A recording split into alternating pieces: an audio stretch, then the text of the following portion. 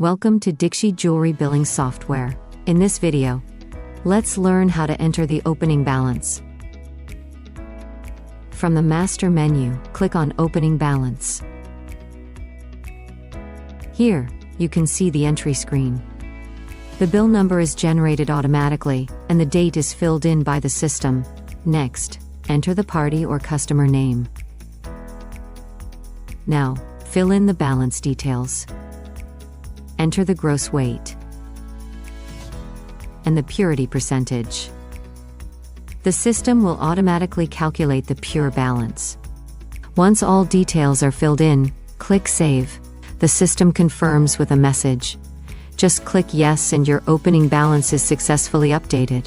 That's how simple it is to manage opening balance in Dikshi Jewelry Billing Software. Next, Opening Balance Ledger. Once you have finished the opening balance, you can check in the opening balance ledger. Go to the master menu and select Opening Balance Ledger.